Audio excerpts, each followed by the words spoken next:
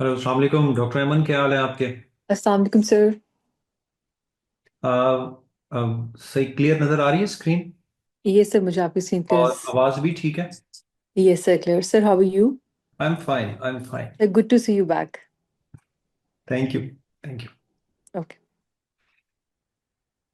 और डॉक्टर अमन, आपकी प्रिपरेशन कैसी चल रही है?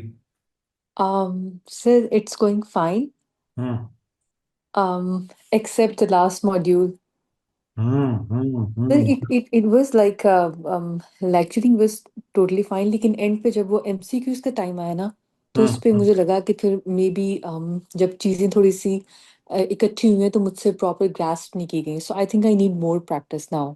हाँ, उसका डॉक्टर अमन, ये यस सर। अभी फर्स्ट गो में ये जो मॉड्यूल्स हुए हैं ना, हम्म। आपने अभी सारी थ्योरी को थोड़ा हम्म। बहुत समझा है।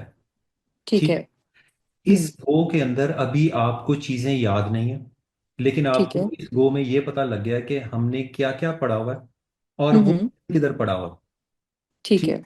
मसलन कार्डियोलॉजी से फॉर एग्जांपल नेफ्रोलॉजी का है, अब आपको ये हम्म। पता है हमने डायूरेटिक्स पढ़ लिए हैं, हमने जीएफआर पढ़ लिया है।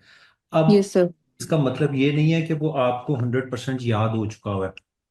ठीक है। तो हाँ, वालेकुम अस्सलाम। जी हाँ। हाँ, अभी मैं बात नहीं कर सकता, तकरीबन 2 घंटे के बाद बात कीजिए। अच्छा, सॉरी। तो नो प्रॉब्लम सर। अच्छा, उसका ये है कि अभी आपने फर्स्ट गो में चीजों को अपनी जगह पे रखा है। ठीक है। आपको पता है कि चीजें किधर किधर पड़ी हुई हैं, लेकिन अभी आपको याद नहीं है। ठीक है। Yes sir. तो यस सर। सेकंड गो के अंदर आप चीजों को मेमोराइज करोगे। ठीक है सर। ठीक है। फिर यस सर। थर्ड गो के अंदर आपको चीजें जब याद होंगी तो यस सर। आप फिर एमसीक्यूज सॉल्व करने की पोजीशन में आओगे। ठीक है।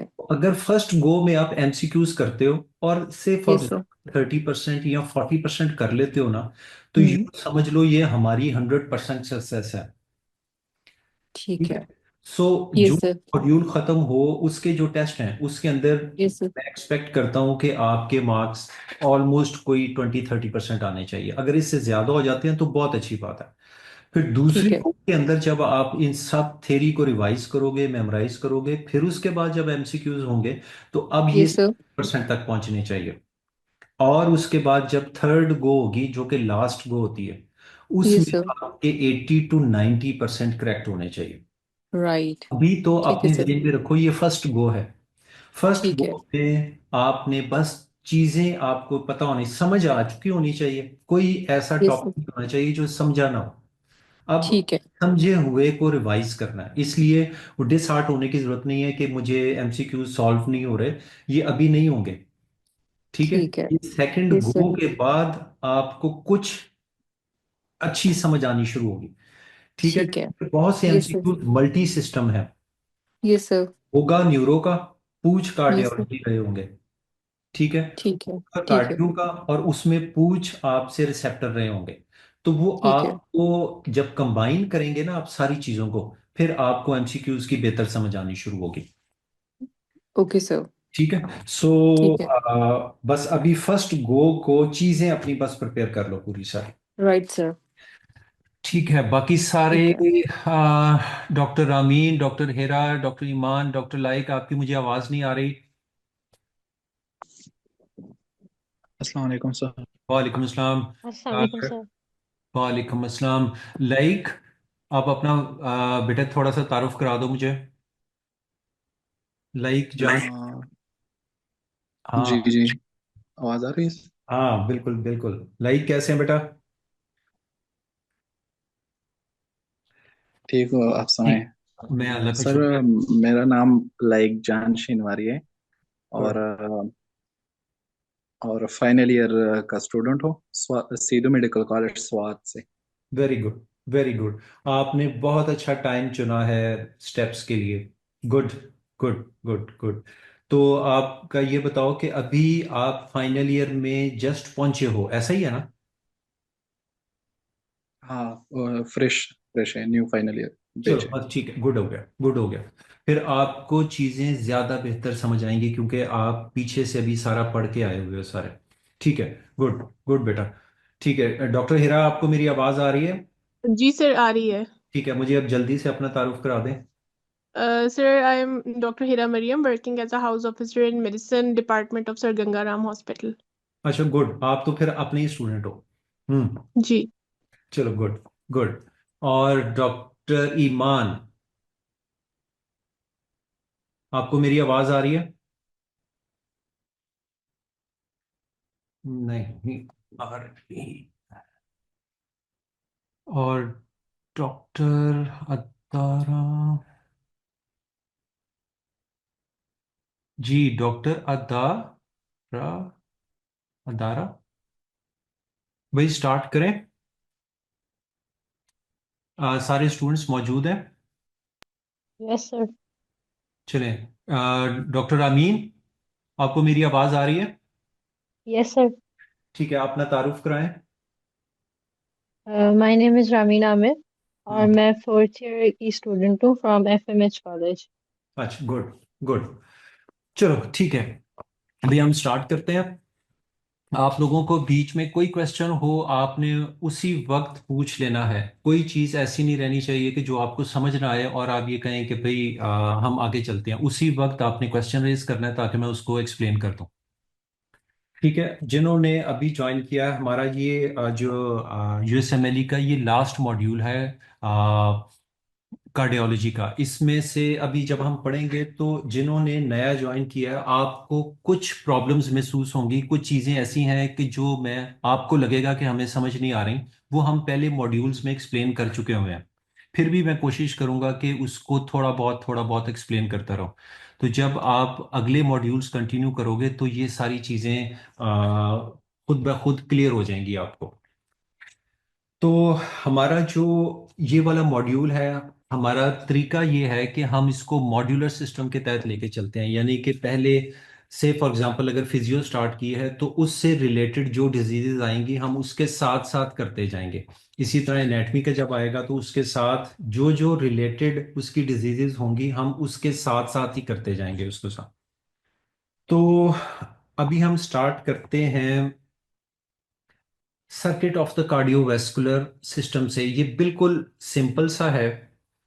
हमारा हार्ट जो है वो पंप करता है blood through out the body. आपको ये डायग्राम नजर आ रही है इस वक्त स्क्रीन के ऊपर?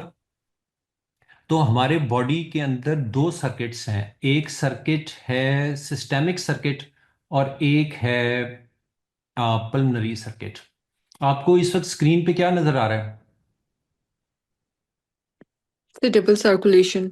हाँ चलो ठीक है, ठीक है, ठीक है। अच्छा, अब ये राइट हार्ट है और ये लेफ्ट हार्ट है। राइट हार्ट के अंदर right atrium, right ventricle, left heart के अंदर लेफ्ट एट्रियम, लेफ्ट वेंट्रिकल। तो जो बॉडी का ब्लड है वो सारे का सारा राइट एट्रियम में आता है और वहां से पल्मनरी वेन के जरिए होता होता यहां से लंग्स के अंदर चला जाता। लंग्स से वहां पे ऑक्सीजनेशन होती है और वो फिर पल्मनरी आर्टरी से लेफ्ट एट्रियम में आता है और लेफ्ट एट्रियम से लेफ्ट वेंट्रिकल और फिर एओर्टा से होता हुआ पूरी बॉडी के अंदर डिस्ट्रीब्यूट हो जाता है। अब हमारा जो ये डायग्राम है इसके अंदर सेपरेट कर दिया गया है राइट हार्ट को लेफ्ट हार्ट से और लंग्स को इसके दरमियान में रखा गया है। सो प्रैक्टिकली हमारे हार्ट के दो पार्ट्स बिल्कुल अलग-अलग हैं, राइट हार्ट और लेफ्ट हार्ट, और इन दोनों के दरमियान जो है वो लंग्स हैं। अच्छा, अब जो ब्लड राइट हार्ट में आता है इसको हम कहते हैं वेनस रिटर्न। और ये वेनस रिटर्न जो राइट हार्ट का है, ये दोनों का राइट हार्ट का venous return equal to the venous return of the left heart in steady state. ये स्टेडी स्टेट का मतलब ये है कि इस वक्त पेशेंट को कोई डिजीज नहीं है।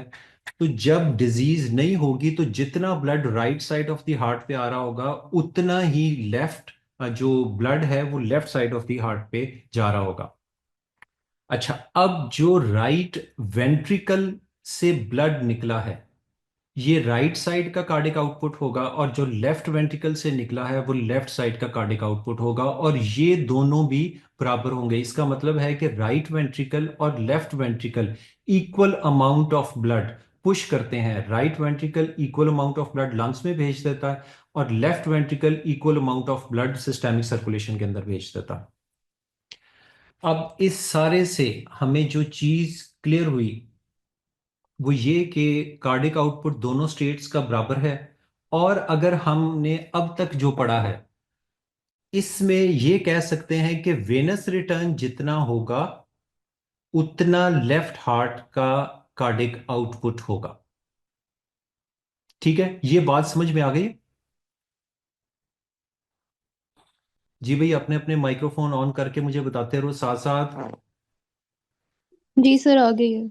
चलो, गुड गुड। किसी एक जी को सर, आगे। इसमें कोई समझ ना आई हो?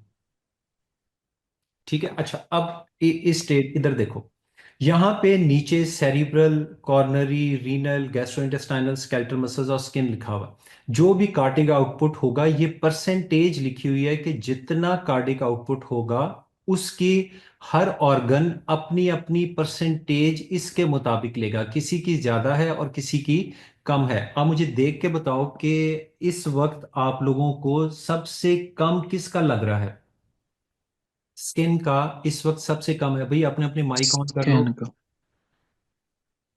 जी, डॉक्टर अमीन, सबसे कम किसका है? स्किन, ठीक है, और सबसे ज्यादा किसके हैं? रीनल, गैस्ट्रोइंटेस्टिनल, और स्केलेटल। स्केल। स्केलेटल का। गुड। तो सबसे कम स्किन लेती है और उसके बाद सेरिब्रल दिमाग लेता है।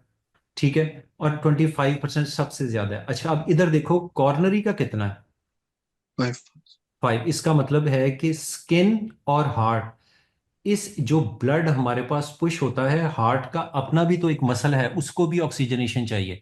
तो कार्डिक आउटपुट का 5% जाता है कॉर्नरी को, 5% जाता है स्किन को। तो ये परसेंटेजेस आपने रिलेटिवली थोड़ी थोड़ी बहुत इसको याद रखने की कोशिश करनी है। अच्छा, अब जो राइट हार्ट और लंग्स, इसको हम कह देंगे पल्मोनरी सर्कुलेशन, और लेफ्ट हार्ट और बाकी सिस्टेमिक का इसको हम कह देंगे सिस्टेमिक सर्कुलेशन। और यहां से ये जो अभी मैंने आपको बताया कि राइट हार्ट से ब्लड लंग्स में जाएगा, ये सारा कुछ वही लिखा हुआ है। और अभी आगे जाके जब हम इसको डिटेल से पढ़ेंगे तो ये आपको समझ भी आ जाएगा। ठीक है, डॉक्टर अमन, ये Yes, यहां से sir. पढ़ना शुरू करें, number 1। Yes, sir. Blood flows along the following course. One, from lungs to the left atrium via pulmonary vein. ठीक है, good. From left atrium to the left ventricle to the mitral valve. From left ventricle to the aorta through the aortic valve. From aorta to the systemic arteries and systemic tissues. That means cerebral, coronary, renal, splenic, skeletal muscle, and skin. ठीक है, Then from tissues to the systemic veins and vena cava. From vena cava, that is mixed venous blood, to the right atrium, and from the right atrium to the right ventricle to the tricuspid valve. From the right ventricle to the pulmonary artery through the pulmonic valve, and from the pulmonary artery to lungs for oxygenation. From चलो, lungs to left atrium through pulmonary vein. ठीक है। अब ये सारा circuit समझ में आ गया? किसी को कोई एम्बिग्युइटी? No sir. चलो, नो गुड सर। गुड। ठीक है, अब है कंपोनेंट्स ऑफ द वेस्कुलेचर। ये मैंने जो स्क्रीन पे गंद मार दिया ना, ये उधर उसको क्लियर कर दें। ठीक है, अब जो लेफ्ट वेंट्रिकल से एओर्टा में आता है, एओर्टा से फिर उसकी ब्रांचेस होनी शुरू हो जाती हैं। लार्ज आर्टरीज, उसके बाद वो स्मॉलर में डिवाइड होता है, स्मॉलर के बाद वो आर्टीरियोल्स में, आर्टीरियोल के बाद वो कैपिलरीज में, कैपिलरीज से इसी तरह से सारी डिवीजन होती है और वो फिर वेन्स बनती हैं, फिर वेना केवा बनता है और वो राइट हार्ट के अंदर चला जाता है। अब जो स्ट्रक्चर है आर्टरी का, अगर हम इन साइड से देखें आर्टरी को, तो सबसे अंदर है एंडोथीलियल सेल्स, उसके बाद इंटरनल इलास्टिक लेमिना, इसको कहते हैं ट्यूनिका इंटीमा। उसके बाद फिर स्मूथ मसल की एक लेयर है और फिर एक्सटर्नल इलास्टिक लेमिना है। इसको कहते हैं ट्यूनिका मीडिया, और उसके बाहर जो है वो एडवेंटिशिया है, या जिसको ट्यूनिका एक्सटर्ना भी कहते हैं। ये डायग्रामेटिक रिप्रेजेंटेशन है इलास्टिक आर्टरी की। ये ट्यूनिका एक्सटर्ना, ये ट्यूनिका मीडिया, और ये ट्यूनिका इंटीमा। अब जो इलास्टिक आर्टरीज हैं, इसका नाम से ही जाहिर है कि इसके अंदर इलास्टिक टिश्यू सबसे ज्यादा है। और ये आमतौर के ऊपर जो इलास्टिक आर्टरीज हैं, ये हार्ट के बिल्कुल पास हैं, like the aorta and the pulmonary arteries. इसके बाद जब डिवीजन होगी ये लार्ज आर्टरीज की, तो ये मस्कुलर आर्टरीज में बदलती हैं, यानी इलास्टिक आर्टरीज के बाद मस्कुलर आर्टरीज आती हैं। अब मस्कुलर आर्टरीज में अब दोनों का जरा फर्क देख के मुझे बताओ डॉक्टर लाइक, इन दोनों पिक्चर्स में आपको क्या फर्क नजर आ रहा है? पहले सबसे बताओ एडवेंटिशिया का या ट्यूनिका एक्सटर्ना का, कि इन दोनों में क्या फर्क है? थिकनेस का फर्क है सर। हाँ, गुड। थिकनेस का फर्क है, इसके अंदर जो एडवेंटिशिया है वो थोड़ा सा बड़ा है। अच्छा, अब ये जो स्मूथ मसल्स हैं ट्यूनिका मीडिया के, इन दोनों में बताओ कि किसके स्मूथ मसल ज्यादा हैं, किसके कम है? इलास्टिक मस्कुलर में सर। अच्छा चलो आगे देखते हैं। ये जो मस्कुलर आर्टरी है, इसके अंदर स्मूथ मसल्स ज्यादा वेल डेवलप्ड हैं और अमाउंट में ज्यादा हैं। ठीक है, ये रेडियल आर्टरी, ब्रेकियल आर्टरी और फेमरल आर्टरीज जो कि एओर्टा की आगे से ब्रांचेस होती हैं, ये वो मस्कुलर आर्टरीज के अंदर आती हैं। अच्छा, अब आर्टरीज की प्रॉपर्टीज क्या हैं? कि ये थिक वॉल्ड हैं, इनके अंदर एक्सटेंसिव इलास्टिक टिश्यू है और एक्सटेंसिव स्मूथ मसल्स हैं। फिर arteries receive blood directly from the heart and under the high pressure, क्योंकि जो वेंट्रिकल है वो जब ब्लड पुश करता है आर्टरीज के अंदर तो बहुत ज्यादा प्रेशर होता है।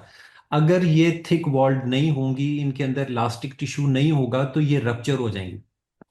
तो इस हाई प्रेशर और हाई वॉल्यूम ब्लड के लिए आर्टरीज का थिक वॉल और इलास्टिक होना बहुत जरूरी है।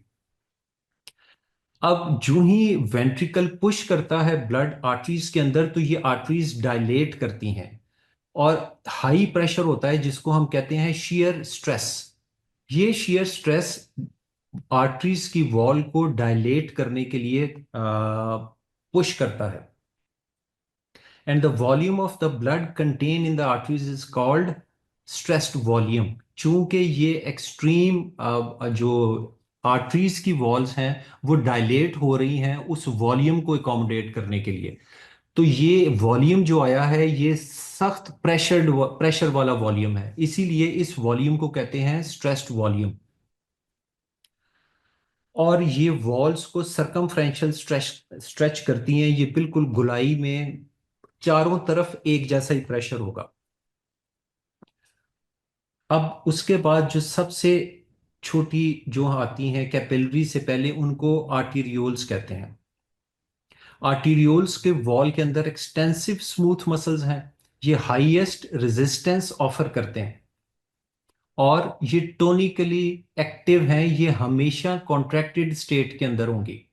यानी बाकी वैसे जो आर्टरीज हैं वो हमेशा, यानी यूं नहीं कह सकते वो टाइट हुई हुई है और कंस्ट्रिक्ट होने की कोशिश कर रही हैं, जबकि आर्टीरियोल्स जो हैं वो नॉर्मली कंस्ट्रिक्टेड या कॉन्ट्रैक्टेड फेस के अंदर होती हैं, इसीलिए ये सबसे ज्यादा रेजिस्टेंस प्रोवाइड करती हैं। और ये जो टोनिकली एक्टिव हैं, इनके अंदर जो सिंपथेटिक एड्रीनर्जिक नर्व फाइबर्स की वजह से ये कॉन्ट्रैक्टेड फेस के अंदर है, और इनके अंदर अल्फा 1 रिसेप्टर्स होते हैं। ये अब अल्फा 1 रिसेप्टर्स इधर मैंने जस्ट रिमाइंडर के लिए लगा दिए, ये वही रिसेप्टर्स हैं जो आईज के अंदर भी होते हैं और प्यूपल डायलेट करते हैं, ये जैकुलेशन के अंदर, ये ब्लैडर वॉल के अंदर, ये सारे अल्फा 1 रिसेप्टर्स होते हैं। तो अल्फा 1 रिसेप्टर्स आर्टीरियोल्स की और आर्टरीज की वॉल्स को टोनिकली एक्टिव रखते हैं, लेकिन मैक्सिमली इनकी जो ये जो रिसेप्टर्स हैं वो आर्टीरियोल्स में होंगे। ठीक है, और उसके बाद अच्छा, अब इधर जरा थोड़ा सा ध्यान देना, यहां पे ऊपर क्या लिखा हुआ है कि अल्फा रिसेप्टर्स इन वेसल्स को क्या कर रहे हैं doctor Ahmed? Contract. Sir, constrict. Construct कर रहे हैं। अच्छा, अब नीचे है कि beta 2 adrenergic receptors are found in arterioles of the, किसके अंदर? Skeletal skeletal muscles. मसल्स, यानी स्केलेटल मसल्स के अंदर जब हम पहुंचेंगे उसके अंदर जो आर्टरीज हैं वहां पे Yes, गेम sir. थोड़ी सी डिफरेंट हो जाएगी। उसके अंदर अब बीटा 2 एड्रीनर्जिक रिसेप्टर्स भी हैं, और ये बीटा 2 एड्रीनर्जिक रिसेप्टर्स आर्टीरियोल्स को डायलेट कर रहे हैं। Dilate.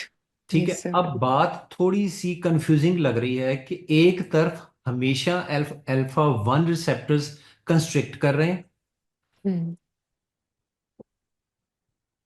ठीक है, और दूसरी तरफ ये जो स्केलेटल मसल्स के आर्टीरियोल्स हैं उनको डायलेट कर रहे हैं। उसकी वजह ये है कि जो ही ह्यूमन बीइंग काम करना शुरू करेंगे, अपनी मसल्स को एक्टिवेट करेंगे, तो हमें ब्लड सप्लाई ज्यादा चाहिए, तो उस वक्त अल्फा 1 को ओवरराइड कर देंगे ये बीटा 2 एड्रीनर्जिक रिसेप्टर्स। ठीक है, अब ये डायग्राम ये देखो इधर, ये आपको पढ़ा जा रहा है ये सारा कुछ? Yes, Yes, sir. sir. ठीक है, अब ये देखो, sympathetic post ganglionic neurons to skeletal muscle arterioles release norepinephrine. Norepinephrine आती है एक्स्ट्रा सेलुलर फ्लूइड के अंदर, और वो अल्फा रिसेप्टर्स के ऊपर काम करती है और क्या कर देती है? वेजोकंस्ट्रक्शन। ठीक है, आप लोगों को स्क्रीन पे मेरा कर्सर नजर आ रहा है कि नहीं? Yes, sir. ठीक है, ये अब जो न्यूरॉन्स की है, वो जब नॉरएपिनेफ्रिन रिलीज करेंगे तो अल्फा रिसेप्टर्स पे एक्ट होगा और वेजोकंस्ट्रिक्शन हो जाएगी। जबकि एड्रीनल मेडल्ला, जो कि किडनी के ऊपर एड्रीनल ग्लैंड है, वो एपिनेफ्रीन निकालता है। ये एपिनेफ्रीन जब ब्लड के अंदर आएगी तो अब ये ना सिर्फ अल्फा बल्कि बीटा 2 को भी करेगी। बीटा 2 है स्केलेटल मसल्स के अंदर, तो स्केलेटल मसल्स के अंदर वेजोडाइलेटेशन होनी शुरू हो जाएगी because of the effect of epinephrine secreted by adrenal medulla. Adrenal medulla. Good. तो अब पूरी बॉडी के अंदर न्यूरॉन्स अल्फा के थ्रू उसको कंस्ट्रक्ट करके रख रहे हैं और वो रेजिस्टेंस प्रोवाइड कर रही हैं, और मसल्स के अंदर ये जो अल्फा बीटा 2 रिसेप्टर्स हैं, ये जो ही बॉडी काम करना शुरू करेगी तो ये उसको डायलेट करना शुरू कर देंगे। ठीक है, ये किसी ने मेरी स्क्रीन के ऊपर न्यूरॉन लिख दिया। ये कौन लिख रहा है भाई? तो इससे मुझे आइडिया नहीं है, वो उधर भी शेयर हो रहा है। हाँ हाँ, तो और क्या।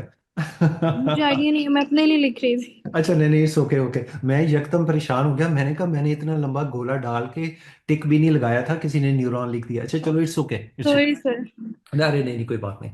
ठीक है भाई, यहाँ पे इस स्लाइड की सारों को समझ आ गई? किसी में कोई मसला तो नहीं है? सर ये बीटा एड्रीनर्जिक वाले दोबारा पढ़े। अच्छा, डॉक्टर लाइक देखें, जो हमारी बॉडी के अंदर जितने भी आर्टीरियोल्स हैं, चाहे वो जिसके अंदर मर्जी हैं, चाहे वो स्किन के हैं, चाहे वो जिस मर्जी ऑर्गन के अंदर हैं, वहां पे अल्फा रिसेप्टर्स हैं, और वो alpha receptors nor epinephrine act करती है उन अल्फा रिसेप्टर्स के अंदर, और वो आर्टीरियोल्स को हमेशा टाइट करके रखेंगे, यानी कंस्ट्रिक्ट कर देंगे।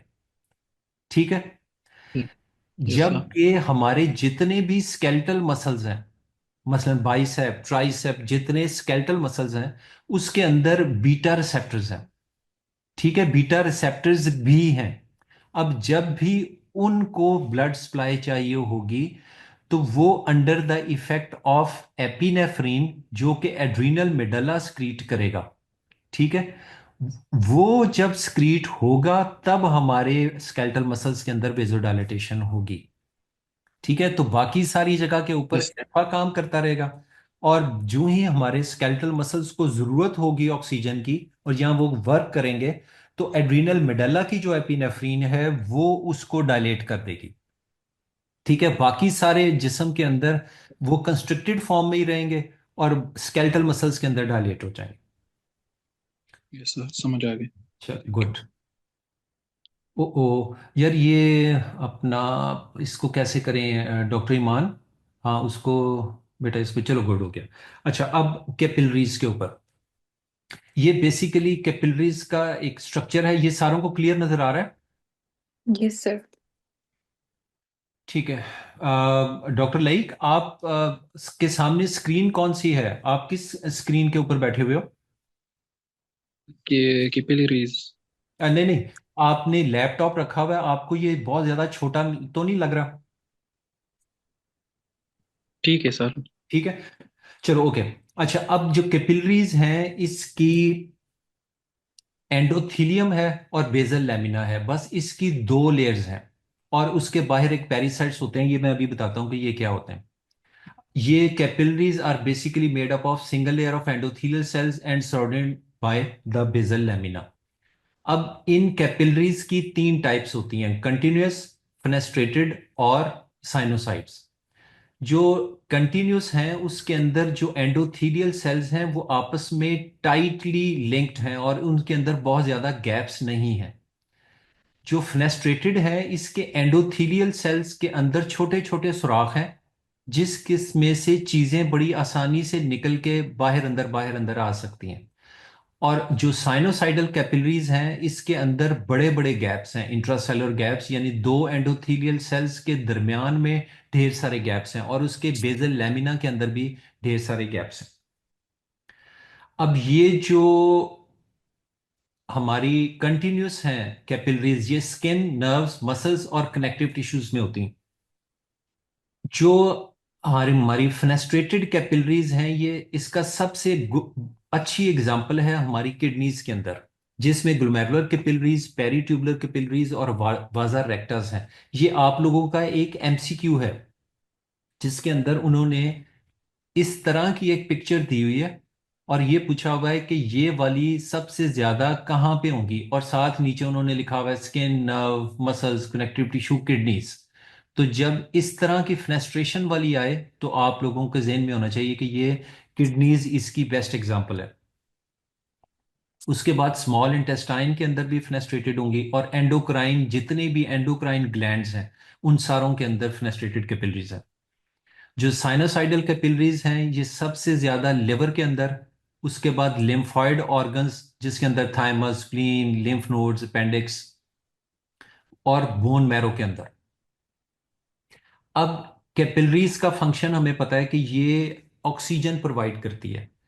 अब ऑक्सीजन के लिए हमारा क्या है कि ये ऑक्सीजन सबसे पहले एंडोथीलियल सेल के अंदर जाती है, साइटोप्लाज्म के अंदर, फिर वहां से डिफ्यूज आउट होके एक्स्ट्रा सेलुलर स्पेस में आती है, और फिर दूसरे सेल्स के अंदर जाती है। इसका मतलब हुआ कि जो लिपिड सॉल्युबल सब्सटेंसेस हैं, जिस तरह ऑक्सीजन और कार्बन डाइऑक्साइड है, ये diffuse in the cell and then from the extra cellular space. जबकि जो वाटर सॉल्युबल सब्सटेंसेस हैं लाइक द इलेक्ट्रोलाइट्स, ठीक है, ये cross the capillary wall through clefts, fenestrations and the pores. अब मुझे देख के बताओ कि यहां पे अगर मैं आपसे पूछूं कि वाटर सॉल्युबल सब्सटेंसेस किस टाइप ऑफ कैपिलरीज में बड़ी आसानी से गुजर जाएंगी? जी डॉक्टर। Penetrated. जी डॉक्टर अमीन। Fenestrated. गुड। और Sinusoidal. गुड गुड, फेनेस्ट्रेटेड और साइनोसाइड में भी। डॉक्टर एमन ये बताएं कि कार्बन डाइऑक्साइड इन तीनों टाइप ऑफ कैपिलरीज में से किस में से गुजर जाएगी सबसे ज्यादा? Sir, first one. क्यों, सेकंड वन वाले को क्या मसला है भाई? अरे तीनों में से, तीनों में से इक्वल गुजरेगी। ठीक आप है। देखो, जो लिपिड सॉल्बल हैं वो तो डायरेक्ट हम्म, एंडोथीलियल सेल के अंदर जा रहे हैं और फिर वहां से निकल के बाहर आ रहे हैं। ठीक है, ठीक है। तो लिपिड्स, ऑक्सीजन और कार्बन डाइऑक्साइड, ये तो हर ऑर्गन की जरूरत है। ठीक है, तो ये तो यस सर। तीनों टाइप ऑफ कैपिलरीज के अंदर ये लिपिड सॉल्बल सब्सटेंसेस बड़ी आसानी से जा रही हैं। ठीक जबकि है। वाटर सॉल्युबल सब्सटेंसेस जो इलेक्ट्रोलाइट्स हैं वो कुछ साइज में बड़े होंगे, कुछ छोटे होंगे, तो उनको गुजरने के लिए क्लेफ्ट्स चाहिए, ठीक है, या पोर्स चाहिए, तो वो फेनेस्ट्रेटेड या साइनोसाइड्स में से जाएंगी।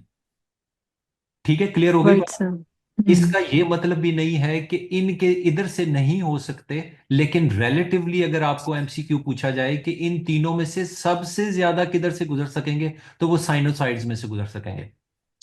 ठीक है, यस सर। गुड। अच्छा, अब रेगुलेशन ऑफ द फंक्शंस। अब सारी कैपिलरीज हर वक्त ब्लड से भरी हुई नहीं होती।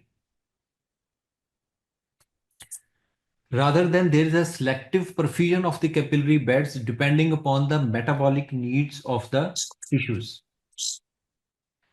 This selective perfusion is determined by dilatation or constriction of the arterioles and precapillary sphincters. जी डॉक्टर हेरा, मुझे ये बताएं कि आपको ये जो दो सेंटेंसेस हैं इससे आपको क्या समझ आई है? सर 1 मिनट, मैं आपको बता रही हूँ। भाई बाकी सब लोग सुन लो, सर हेरा सुन नहीं रही थी और अब इन्होंने जल्दी जल्दी पढ़ा है और अब ये बताने की कोशिश कर रही हैं। अच्छा चलो नहीं बताओ। सर, हाँ सर सर इसका ये है कि कैपिलरी से हर वक्त परफ्यूजन हर वक्त एक्सचेंज नहीं हो रहा होता, उसकी सिलेक्टिव परफ्यूजन होती है according to the needs of the tissues. Hmm. और वो नीड ऑफ द टिश्यू कौन डिसाइड करता है?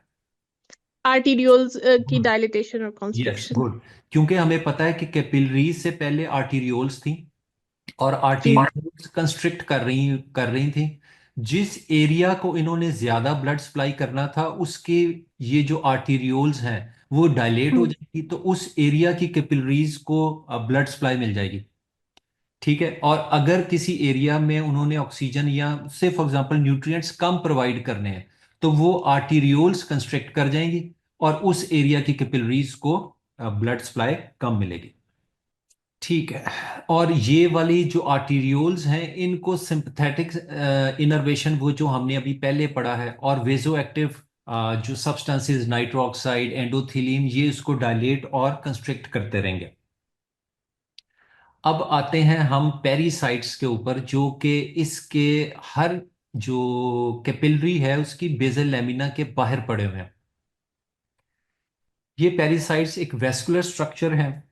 ये ब्लड ब्रेन बैरियर, ब्रेन के अंदर अगर ये हैं तो ये ब्लड ब्रेन बैरियर बनाते हैं। ये ब्लड फ्लो को भी रेगुलेट करते हैं, इनके अंदर मस्कुलर प्रॉपर्टीज होती हैं और ये कुछ हद तक कैपिलरीज को कंस्ट्रिक्ट करने की के लिए एड प्रोवाइड करते हैं। ये इम्यूनिटी भी प्रोवाइड करते हैं, प्रो इन्फ्लेमेटरी साइटोकाइंस और कीमोकाइंस रिलीज करते हैं। वो जो आपने इन्फ्लेमेशन में देखा है ना कि जिस साइड के ऊपर इन्फ्लेमेशन हो वहां पे WBCs इकट्ठे होना शुरू हो जाते हैं, वो यस सर। बेसिकली इस सिस्टम को हेल्प आउट करते हैं ये पेरिसाइट्स। उसके बाद अगर किसी वजह से कैपिलरीज डैमेज हो जाएं तो यही पैरासाइट्स जो transforming growth factor beta, vascular endothelial derived growth factor और एंजियोपोइटिन 1 के थ्रू ये इन वेसल्स को रीग्रो करने में मदद करते हैं और ये एक्स्ट्रा सेलुलर मैट्रिक्स प्रोवाइड करते हैं इनकी स्टेबिलिटी, स्ट्रक्चरल स्टेबिलिटी को मेंटेन रखने के लिए। आप ये जो मेटालोप्रोटीनेजेस 1 to 9, ये इनको आपने याद रखना है कि यहाँ पे MMP2 से MMPP9, ये सारी रटा लगाने वाली चीजें हैं, लेकिन इसको याद रखना है आपने। अब हम फर्क करते हैं वेन्स के अंदर और आर्टरीज के अंदर। अच्छा, अब डॉक्टर ईमान मुझे ये बताइए कि देखने में आपको अगर विजुअली देखा जाए तो आप दोनों को क्या फर्क नजर आ रहा है वेन्स में और आर्टरीज के अंदर? सर इसमें वैज़ोवज़ोरम है हम्म और हम्म एंडोथेलियम।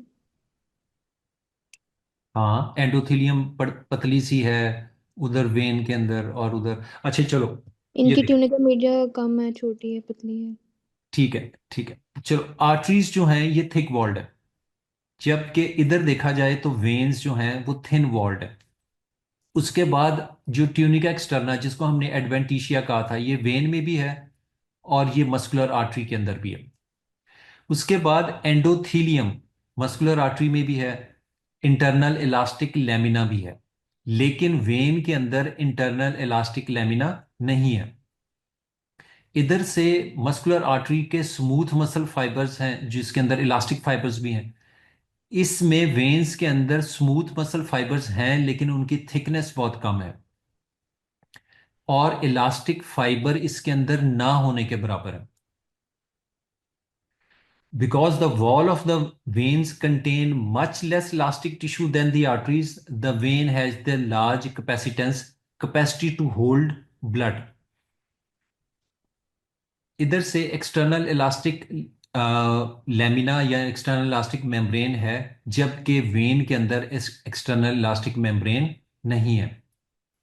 इधर से वाजा विजोरम यहाँ पे हैं। अच्छा, अब वाजा विजोरम क्या होते हैं कि हमारी जो आर्टरीज हैं इनको भी तो ब्लड चाहिए, इनके भी जो एंडोथीलियल सेल्स हैं, जो स्मूथ मसल सेल्स हैं, इनको भी ऑक्सीजन चाहिए, इनको न्यूट्रिएंट्स चाहिए। तो जो पास से गुजरती हुई स्मॉल आर्टरीज होती हैं वो अपनी छोटी छोटी ब्रांचेस देते हैं जो कि एडवेंटिशिया के अंदर घुसती हैं, इसको कहते हैं वाजा विजोरम। ये वाजा विजोरम छोटी छोटी आगे से ब्रांचेस दे के हमारी स्मूथ मसल्स को और इवन के एंडोथीलियल सेल्स को ऑक्सीजन और न्यूट्रिएंट्स प्रोवाइड करते हैं। इनको कहते हैं वाजा विजोरम एक्सटर्ना। और इसी तरह से अंदर वाली साइड के ऊपर भी छोटी छोटी वेसल्स होती हैं जिसको हम कहते हैं वाजा विजोरम इंटरना। इसके बाद नर्व्स दोनों के अंदर हैं, नर्व एंडिंग्स, उसको कहते हैं नरवाई विजोरम या वाजा विजोरम नरवाए। ठीक है, वेन्स के अंदर भी अल्फा 1 रिसेप्टर्स हैं। इंक्रीज सिंपथेटिक एक्टिविटी से उसी तरह ही कॉन्ट्रैक्शन हो जाती है वेन्स के अंदर, और ये जब कॉन्ट्रैक्ट करती हैं तो वॉल्यूम को पुश कर देती हैं टुवर्ड्स हार्ट। अब रीकैप में, आर्टरीज थिक वॉल्ड हैं, वेन्स थिन वॉल्ड है। इनका वेन्स का डायामीटर बड़ा है, आर्टरीज का डायामीटर छोटा है। वेन्स बहुत ज्यादा ब्लड होल्ड कर सकती हैं, ये रेजिस्टेंस वेसल्स हैं आर्टरीज, ये कॉन्ट्रैक्ट कर जाती हैं और ब्लड को आगे पुश कर देती हैं, जबकि वेन्स अपने अंदर बहुत ज्यादा ब्लड को होल्ड कर लेती हैं, इसीलिए इनको कैपेसिटेंस वेसल्स कहा जाता है। वेन्स के अंदर प्रेशर वाला ब्लड होता है, इसलिए हम इसको कहते हैं स्ट्रेस्ड वॉल्यूम, और वेन्स के अंदर बहुत ज्यादा प्रेशर वाला ब्लड नहीं होता, इसको हम कहते हैं अनस्ट्रेस्ड वॉल्यूम। ये अब हिस्टोलॉजी है, इसके अंदर आप क्लियरली देख सकते हो कि वेन्स जो हैं वो रिलेटिवली कंप्रेस हुई हुई हैं, इनका ल्यूमेन बहुत बड़ा है, आर्टरीज की वॉल थिकंड है और ये हमेशा ऑलमोस्ट डायलेटेड सी फेज के अंदर होंगी। तो जब भी आपको हिस्टो की कोई स्लाइड आए और उसके अंदर कोई वेसल नुमा चीज क्लैप्स हुई हो या उसका ल्यूमेन बहुत तंग हो तो वो वेन होगी। और अगर थिक वॉल्ड हो और उसका ल्यूमेन वाइडली पेटेंट हो, सरकमफ्रेंशली डायलेटेड होती हैं ये तो गोल गोल सा बड़ा सा ल्यूमेन नजर आ रहा होगा, तो वो आर्टरी होगी। यहां तक सारा कुछ क्लियर है? Yes sir. Yes sir. जी yes doctor sir. Laiq, doctor Amin. Yes sir. Sir click. चलो, गुड गुड। अब हमने जो अभी तक फिजियोलॉजी पढ़ी है आर्टरीज की, अब हम इसकी थोड़ा सा डिसऑर्डर्स पढ़ लेते हैं। अच्छा, ये देखो, ये आपने रटा मारना है इसको। ये आपका एओर्टा है, उसके बाद एओर्टा से आर्टरीज निकलेंगी जो कि मीडियम और लार्ज साइज की होंगी, उसके बाद स्मॉलर आर्टरीज में हो जाएंगी कन्वर्ट, फिर आर्टीरियोल्स, उसके बाद कैपिलरीज, वेन्यूल्स और वेन्स। एक डिजीज होती है जिसको हम कहते हैं लार्ज वेसल वेस्कुलाइटिस। जो लार्ज वेसल वेस्कुलाइटिस है ये आमतौर के ऊपर एओर्टा को इन्वॉल्व करती है और मीडियम टू लार्ज साइज, ये हम अभी आगे जाके ना इसको पढ़ लेंगे। बस आपने इसमें रटा मारना है कि लार्ज वेसल वेसल्स जो हैं इसकी कौन सी टाइप्स हैं, इसके अंदर जाइंट सेल है और टाकायासु है। मीडियम साइज किस किस को इन्वॉल्व करती हैं और इसकी क्या टाइप्स हैं, तो इनके नामों को आपने रटा मार लेना है। ये स्मॉल वेसल वेस्कुलाइटिडीज हैं जितने भी ये वाले, ये हम रीनल के अंदर आमतौर के ऊपर कवर कर चुके हुए हैं और कुछ और जगह पे भी कवर कर चुके हुए हैं। इस वक्त कार्डियोलॉजी के मॉड्यूल के अंदर हम लार्ज वेसल वेस्कुलाइटिस और मीडियम वेसल वेस्कुलाइटिस जो है इसको कवर करेंगे। तो इसको एज सच रटा मारना है आपने, इसमें से कोई एक लफ्ज आपने भूलना नहीं है। ठीक है, अब सबसे पहले जाइंट सेल आर्ट्राइटिस, या जिसको हम टेम्पोरल आर्ट्राइटिस भी कहते हैं। टेम्पोरल आर्ट्राइटिस ये अभी हमने पढ़ा कि ये नॉर्मल आर्टरी है, उसका एंडोथीलियम, ट्यूनिका मीडिया और उसका एडवेंटिशिया है। जाइंट सेल आर्ट्राइटिस के अंदर क्या होता है कि इसके वेसल की वॉल के अंदर इन्फ्लेमेशन स्टार्ट हो जाती है। ये आम तौर के ऊपर इन्फ्लेमेशन ऑटोम्यून होती है। ऑटोइम्यूनिटी की वजह से ल्यूमेन के अंदर डब्ल्यूबीसीज, जिसमें ईओसिनोफिल्स, लिम्फोसाइट्स और जाइंट सेल्स, ये इसकी मस्कुलर वॉल के अंदर एंटर होना शुरू हो जाते हैं और उसमें इन्फ्लेमेशन क्रिएट कर देते हैं। अब सबसे पहले क्या होता है, इन्फ्लेमेशन ऑफ आर्टरीज होगी, infiltration of inflammatory cells vessel wall के अंदर आएंगे, नर्विंग ऑफ द ल्यूमेन होना शुरू हो जाएगा, और जो टारगेट ऑर्गन है उसका इस्कीमिया स्टार्ट हो जाएगा। ठीक है, यहां तक समझ आ गई बात डॉक्टर लाइक? Yes sir. जी डॉक्टर एमन। सर ये किस लेयर को स्पेसिफिकली इन्वॉल्व करेगा, सारी लेयर्स को? किसको आपने कहा है, दोबारा बताएं। सर ये किस वाली लेयर को ज्यादा इन्वॉल्व करेगा? हमने भी पढ़ा ना, इंटिमा, मीडिया एंड एक्सटर्ना। तीनों, तीनों। तीनों सिर्फ का? बाहर वाली एडवेंटिशिया है जो रिलेटिवली यस सर। स्पेयर हो जाती है। ये अभी आगे आके है ना, इसकी जब हिस्टोलॉजी आएगी ना, तो उसमें यस आपको सर। ये क्लियर हो जाएगा। बस ठीक आपने है। अभी सिर्फ इतना याद रखना है कि वेसल की वॉल के अंदर, ठीक है, यस सर। एडवेंटिशिया जो है वो आमतौर के ऊपर इन्फ्लेम होता है फाइब्रोसिस बिल्कुल एंड में जाके। ठीक है। सबसे ज्यादा जो वेसल वॉल का वॉल्यूम है वो हम्म। मीडिया बना रहा है। ठीक है। और सबसे अंदर वाली लेयर जो है इंटीमा, उसके अंदर ठीक। Single layer of endothelial sales हैं, और उसके बाद उसका इंटरनल इलास्टिक लेमिना है। ठीक है। ठीक है। यस तो सर। अब इसमें क्या हुआ कि मीडिया के अंदर इन्फ्लेमेशन स्टार्ट हो गई, और ये इतने मीडिया फूल गया कि इसने जो सबसे अंदर वाली लेयर थी उसको कंप्रेस कर दिया। ठीक है, तो उससे यस सर। ल्यूमेन जो है वो टाइट हो जाएगा। और यस सर। जिस भी एरिया की वो आर्टरी हुई वहां पे ऊपर अब ब्लड सप्लाई पूरी नहीं जाएगी और वहां पे इस्कीमिया स्टार्ट हो जाएगा। ठीक है। अब यस सर। जो अगर टेम्पल की आर्टरीज, जो टेम्पोरल, इसका नाम ही ऐसे है कि टेम्पोरल आर्टराइटिस, के जो टेम्पल की आर्टरीज हैं उसके अंदर इस्कीमिया स्टार्ट हो जाता है, वो वेसल्स थिक वॉल्ड होनी शुरू हो जाती हैं, तो आपको टेम्पोरल हेडेक होनी शुरू हो जाती है। ये भी आगे जाके इसको मैं एक्सप्लेन कर देता हूं। अच्छा, अब ये जो टेम्पोरल आर्थराइटिस है ये usually more than 50 years of age के बाद होगा, ओल्ड एज के अंदर होगा। प्रेजेंट ये करता है फ्लू लाइक सिम्टम्स में। जब ये स्टार्ट होता है तो फ्लू लाइक सिम्टम्स होंगे जिसके अंदर high grade fever, chills, headache, tiredness, feeling tired easily, और फिर बॉडी एक्स एंड पेन्स होनी शुरू हो जाएंगे। ये जो कि आम फ्लू के अंदर होती हैं, ये सारे के सारे फीचर्स वही होंगे। उसके बाद अगर टेम्पोरल आर्टरी इफेक्ट हुई, हम इसको कहते हैं टेम्पोरल आर्टराइटिस, इसमें हेडेक होती है और ये टेंडर पेल्पेबल आर्टरी होगी। अगर ऑप्थेल्मिक आर्टरी इफेक्ट हुई तो इसमें विजन डिस्टर्बेंसेस होनी शुरू हो जाएंगी, और इतनी के विजन परमानेंट लॉस भी हो सकती है। ठीक है, तो आपको क्वेश्चन आ सकता है कि एक पेशेंट है 50 years एज का है, वो उसमें पेल्पेबल टेम्पोरल आर्टरी है और उसको डिप्लोपिया हो रहा है, तो आपके ख्याल में ये परमानेंट होगा कि नहीं होगा? और वो नीचे 3 4 ऑप्शंस देंगे, तो इसके अंदर आप कौन सी ऑप्शन चूज करोगे कि विजन लॉस में बी परमानेंट। गुड? अगर फेशियल आर्टरी इफेक्ट हुई तो जॉ क्लॉडिकेशन होनी शुरू हो जाएगी। जॉ क्लॉडिकेशन होती है कि जब भी आप किसी मसल को यूज करना शुरू करें तो वो मसल्स फटीग होना शुरू हो जाएंगे और आपको पेन होनी शुरू हो जाएगी। तो jaw pain and tiredness while chewing, तो आप में से जो भी खाना खाते हुए जबड़ा थक जाता है ना, वो तैयार रहे उसको आगे जाके ना टेम्पोरल आर्टराइटिस होने वाला।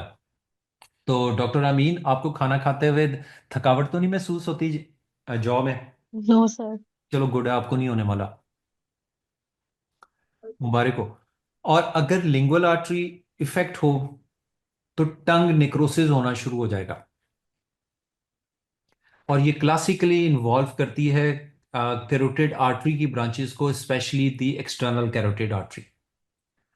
अच्छा, इसकी एसोसिएशन के अंदर जब भी टेम्पोरल आर्टराइटिस होता है, इसकी एसोसिएशन के अंदर पोलीमाइल्जिया रोमेटिका, ये हम आपके रोमेटोलॉजी के मॉड्यूल के अंदर पढ़ चुके हुए हैं, और सिम्टोमेटिक थोरेसिक एनोरिज्म्स, ये अभी आप इसको रटा मार लेना, ये हम आगे जाके थोरेसिक एनोरिज्म्स डिटेल में पढ़ेंगे। तो बस आपने अभी इसको याद रखना है कि जाइंट सेल आर्थराइटिस के अंदर ये दोनों की एसोसिएशन है। इसका डायग्नोसिस होगा कि अम्मा apart from the symptoms C reactive protein भी एलिवेटेड होगा, ईएसआर एलिवेटेड होगा। जब आप डॉपलर कराएंगे तो इसके आर्टरीज के अंदर फ्लो कम मिलेगा। और Yes, sir. फाइनल डायग्नोसिस इसका जो हॉलमार्क है वो आर्टीरियल बायोप्सी से होता है। ये डॉक्टर अहमद जो अब आपने बात पूछी थी ना वो अब आने वाली है। अच्छा, Yes, इसमें sir. ट्रीटमेंट मैं पहले बता देता हूँ। इसकी ट्रीटमेंट के अंदर स्टीरॉइड्स देने होते हैं।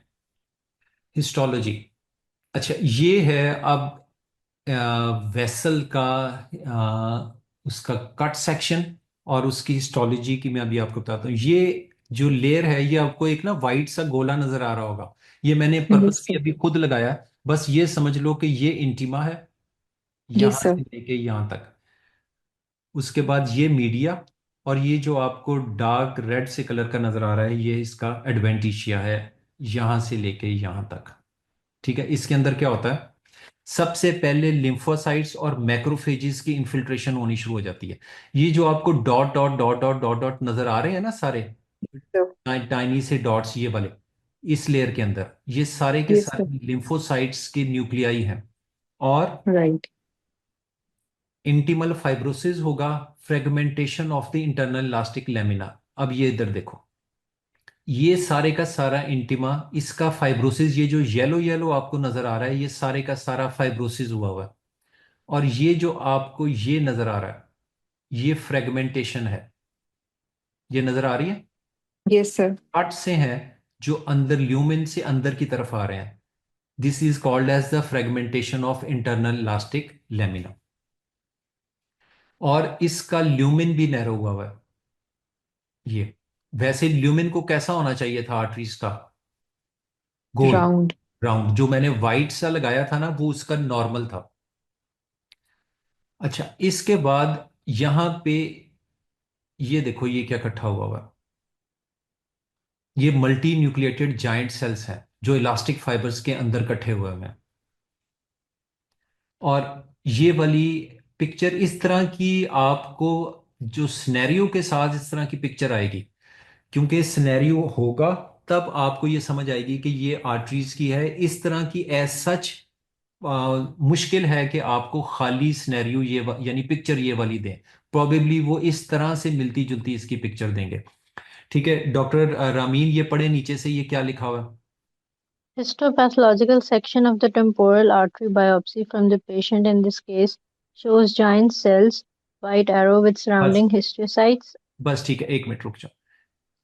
ये जो ये नजर आ रहे हैं ना आपको देखने में, इनके न्यूक्लियाई और इनके न्यूक्लियाई, ये जिस पे मैंने गोला लगाया, कोई फर्क नजर आ रहा है। ये छोटे छोटे डॉट्स हैं ये वाले, ठीक है, जबकि यहां पे ये वाले बड़े बड़े डॉट्स हैं, ये Yes, जाइंट sir. सेल्स। ठीक है, with surrounding histiocytes and lymphocytes and fragmentation of internal elastic lamina. ठीक है, ये फ्रेगमेंटेशन इधर इतनी ज्यादा क्लियर नहीं है, ये दूसरे वाली जो मैंने स्लाइड बताई है इसके अंदर ज्यादा क्लियर है। ठीक है, तो ये अब ये देखो, ये है multi nucleated giant cells. Macrophages single इस तरह के होंगे ये, और जब ये फ्यूज करेंगे तो एक ही राउंड बॉडी के अंदर आपको ढेर सारे न्यूक्लियाई नजर आएंगे जिसको हम जाइंट सेल कहते हैं। और ये हिस्टोलॉजी के अंदर इस तरह के जाइंट सेल्स होंगे। ठीक, अब डॉक्टर ईमान जल्दी से इसको एक बार रिवाइज करें। जी सर। अब जल्दी से इस स्लाइड को, अब ये जितना भी हमने पढ़ा है इसको एक बार रिवाइज कर लें। सर शुरू में नॉर्मल आर्टरी दिखाई गई है, इसका सर्कमफ्रेंशियल डायमीटर है। हाँ और साथ जो है कंस्ट्रिक्टेड आर्टरी है जॉइंट सेल्स की, जो इन्फ्लेमेशन की वजह से उसका ल्यूमन नैरो हो गया हाँ है। Inflammation of arteries, infiltration of inflammatory cell in vessel, narrowing of lumen, जिसकी वजह से टारगेट जो ऑर्गन है वहाँ इस्कीमिया हो गया। उसके बाद इसके साइन और सिम्टम्स की अगर बात ओल्डर एज में ही ज़्यादा होता है, 50 ईयर्स से अबव। प्रेजेंटिंग कंप्लेंट्स की बात करें तो जनरल वस्कुलाइटिस की कंप्लेंट सबसे पहले फ्लू लाइक सिम्टम्स होते हैं। High fever, chills, headache, eye pain, tiredness, body aches, muscle aches. उसके अलावा स्पेसिफिक में इसमें टेम्पोरल आर्टरी इन्वॉल्व होती है, जिसकी वजह से आपको टेम्पोरल हेडेक वगैरह होता है। टेंडर पॉल्पेबल आर्टरी होती है। ऑप्थेल्मिक आर्टरी भी इन्वॉल्व होती है, जिसकी वजह से विजन डिस्टर्बेंसेस भी आ सकती हैं और कभी कभी विजन लॉस जो है वो परमानेंट भी हो सकता है। फेशियल आर्टरी भी इन्वॉल्व होती है, जिसकी वजह से जॉ क्लॉडिकेशन हो जाती है, जिसमें आपको जो खाना चबाने के टाइम आपका जॉ में पेन वगैरह और टायर्डनेस वगैरह फील होती है। और लिंगुअल आर्टरी की इन्वॉल्वमेंट की वजह से टंग नेक्रोसिस वगैरह भी कॉज हो सकती है। अदर देन दैट, इसकी एसोसिएशन ये क्लासिकली इन्वॉल्व होती है ब्रांचेस ऑफ कैरोटिड आर्टरी और स्पेशली एक्सटर्नल कैरोटिड आर्टरी के साथ। इसकी एसोसिएशन पोलीमायल्जिया रूमेटिका के साथ है और साथ सिम्टोमेटिक thoracic एन्यूरिज्म के साथ है। डायग्नोसिस के लिए हम लैब्स जो करवाते हैं उसमें सी रिएक्टिव प्रोटीन एलिवेटेड होते हैं, ESR एलिवेटेड होते हैं, inflammatory markers, Doppler ultrasound of vessel करवाते हैं और इसका diagnostic investigation of choice arterial biopsy है। ट्रीटमेंट के लिए स्टेरॉइड्स यूज़ करते हैं बिकॉज ये ऑटो इम्यून होती हैं। ठीक है, हिस्टोलॉजी ठीक है। डॉक्टर इमन, अब मुझे यस सर। इसकी हिस्टोलॉजी के पॉइंट्स बताएं कि इसमें इंटिमा के अंदर क्या क्या पॉइंट्स हैं। सर इंटिमा का आपने बताया था कि वैसे इसका ल्यूमन जो है वो राउंड होता है, लेकिन इंटिमा की ग्रोथ की वजह से वो नैरो हो गया बहुत ज़्यादा। साथ में there is intimal fibrosis and fragmentation of internal elastic lamina. Good. और मीडिया के अंदर क्या क्या होगा। मीडिया के अंदर सर हमने देखा है there is infiltration of lymphocytes and the macrophages, hmm. जिसकी वजह से हमें यहाँ पे मल्टी न्यूक्लिएटेड जॉइंट सेल्स भी नजर आते हैं। चलो, गुड गुड।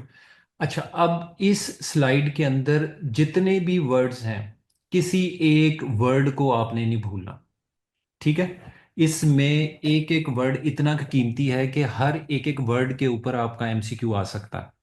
तो इसको 1 2 3 करके आपने अपने जेहन में रख लेना है कि मेरे ये जाइंट सेल आर्ट्राइटिस के अंदर टोटल इतने पॉइंट्स हैं, और उन पॉइंट्स को फिर रटा मारना है। ठीक है, तो अपने नोट्स ये मैं आपको पीडीएफ भेज दूंगा, आपने ये जो ये वाली स्लाइड है ना, इसका प्रिंट आउट निकाल लेना है। और आप लोगों ने ये करना है कि आप लोगों के पास एक कलर प्रिंटर होना चाहिए, और अपना इसका पीडीएफ निकाल के 1 2 3 करके टोटल नंबर ऑफ पॉइंट्स लिख लेना। और फिर जब भी इसको रिवाइज करना, तो आपके जहन में होना चाहिए कि से फॉर एग्जांपल इस स्लाइड के ऊपर 22 पॉइंट्स थे, तो मेरे 22 के 22 पॉइंट्स क्या मुझे याद है या कोई मिस हो रहा है, तो फिर उधर से जाके उसको दोबारा उसको रिवाइज कर लेना। ठीक है, क्लियर। चलो, अब दूसरा है टाकायासु आर्ट्राइटिस। इसको कहते हैं pulseless disease, pulseless granulomatous disease. अब एओर्टा और इसकी मेन ब्रांचेस इफेक्ट होती हैं इसके अंदर, टाकायासु आर्ट्राइटिस के अंदर। और इसके 6 पॉइंट्स नहीं भूलने आपने। नंबर 1 के ये आमतौर के ऊपर फीमेल्स में ज्यादा है, और less than 40 years of age, इससे कम कम की फीमेल्स में ज्यादा होता है टाकायासु आर्ट्राइटिस। उसके बाद इसमें वीक और एब्सेंट पल्स होती है, यानी आर्ट्राइटिस की वजह से आर्टरीज का ल्यूमन नैरो होना शुरू हो जाएगा, और आप जब पल्स चेक करेंगे तो उसकी पल्स जो है वो वीक होगी या एब्सेंट होगी। उसके बाद जब आप ब्लड प्रेशर चेक करेंगे दोनों आर्म्स के अंदर, तो उसमें ब्लड प्रेशर का डिफरेंस आएगा दोनों आर्म्स के अंदर more than 10 millimetres of mercury का। और जब आप सबक्लेवियन आर्टरी या एओर्टा में देखेंगे तो उसकी ब्रूई आएगी, और इसके अंदर क्लॉडिकेशन ऑफ एक्सट्रीमिटीज होगी। ठीक है डॉक्टर ईमान, मुझे ये बताएं क्लॉडिकेशन क्या होती है। सर ब्लड सप्लाई जब टेम्परेरीली रिड्यूस हो जाती है due to any cause, narrowing वगैरह, आर्थराइटिस वगैरह की वजह से, तो हाँ। वो लिम जो है वो इस्कीमिया की तरफ जाना शुरू हो जाता है। हाँ, गुड। वो पहले वीकनेस स्टार्ट होती है, और उसमें पेन होनी शुरू हो जाती है, और तो अफेक्टेड मसल्स हैं वो काम करना छोड़ देते हैं, और आपको पेन की वजह से रेस्ट देना पड़ जाता है, उसको कहते हैं क्लॉडिकेशन। ठीक है, गुड। अच्छा, उसके बाद ये एन आर्टीरियोग्राम है, ये डाई दी हुई है, और आर्टरीज सारी की सारी नजर आ रही हैं इसके अंदर। जबकि इधर देखो, यहां पे क्या हुआ है, ये वाली सब क्लेवियन के अंदर ब्लड सप्लाई नहीं जा रही, और ये बिल्कुल नर्विंग है, और इस पेशेंट की इस वाले आर्म के अंदर आर्टरीज पूरी तरह से विजिबल नहीं है। तो आर्टीरियोग्राम के अंदर इसका मतलब ये है कि ये एओर्टा और उसकी कोई एक ब्रांच, इसका आर्ट्राइटिस हुआ हुआ है, जिसकी वजह से ये पूरी के पूरे ये वाले सिम्टम्स आ रहे हैं। तो ये उसका डायग्नोस्टिक होता है आर्टीरियोग्राम।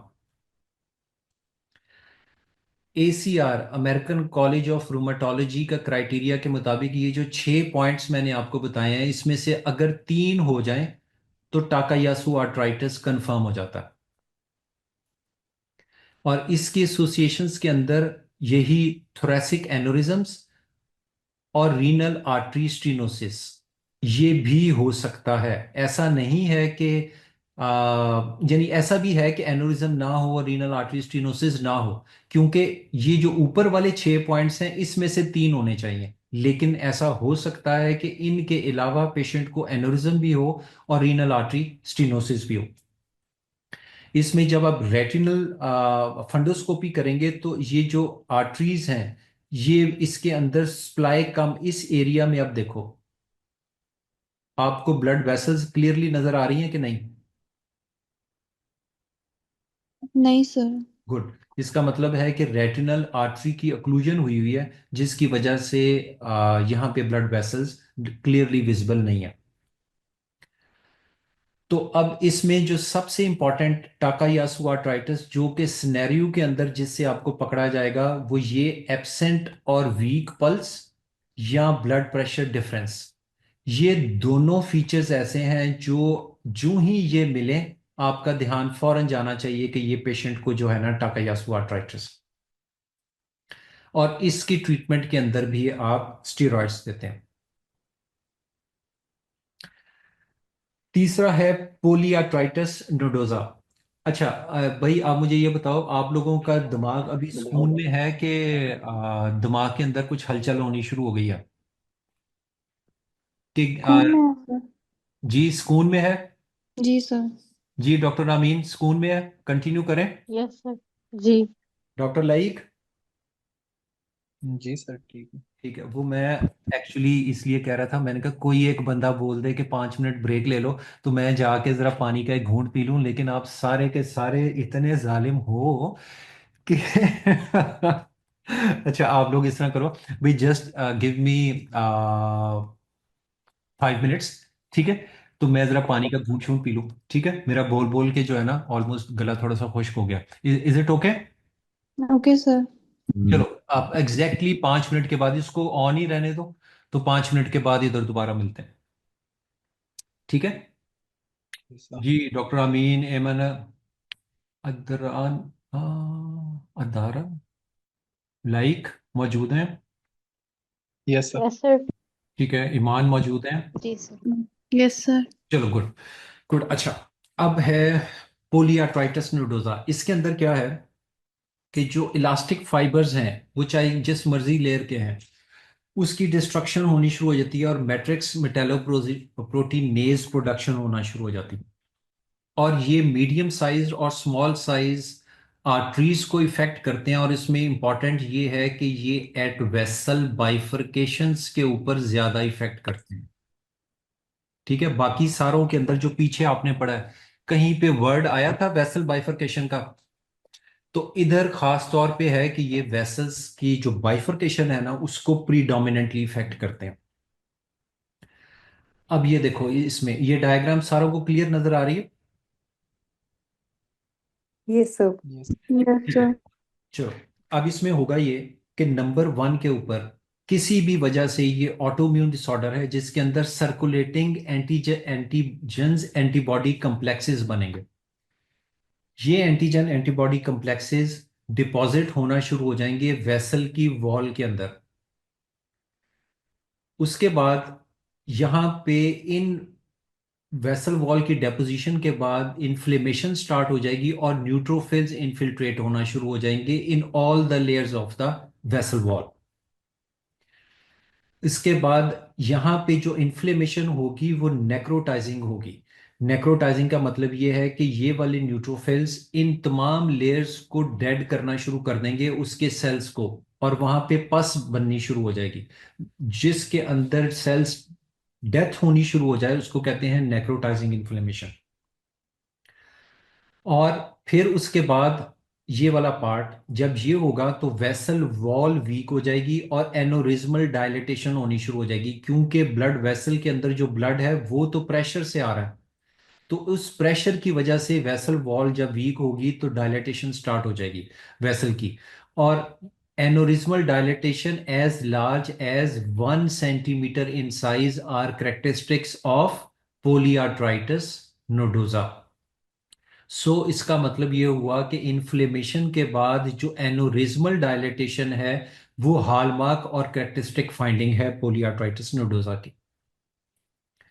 उसके बाद ये एनोरिज्म रप्चर भी हो सकते हैं जिसकी वजह से हेमरेज हो जाएगा, जिस भी एरिया का हुआ वहां पे हेमरेज होना शुरू हो जाएगा।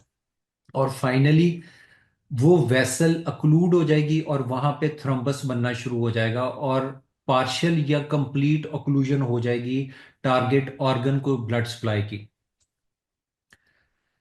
इसके बाद ऑर्गन का इस्कीमिया हो जाएगा या इन्फाक्शन हो जाएगी। इस्कीमिया होता है लेस ब्लड सप्लाई और इन्फाक्शन होता है complete obliteration of the blood supply या वेसल्स की ऑब्लिटरेशन के बाद कोई ब्लड नहीं जा रहा वहां पे।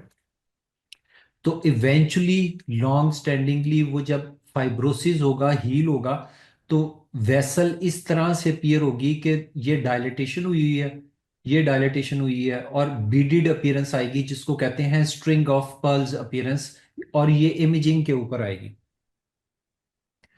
अब ये कॉमनली इफेक्ट करता है पोलियार्ट्राइटिस नोडोजा स्किन को, स्किन की ब्लड वेसल्स को। और इसके अंदर अगर फीट या हैंड्स होंगे या किसी भी स्किन, इसके ऊपर लिविडो रेटिकुलरस होना शुरू हो जाएगा।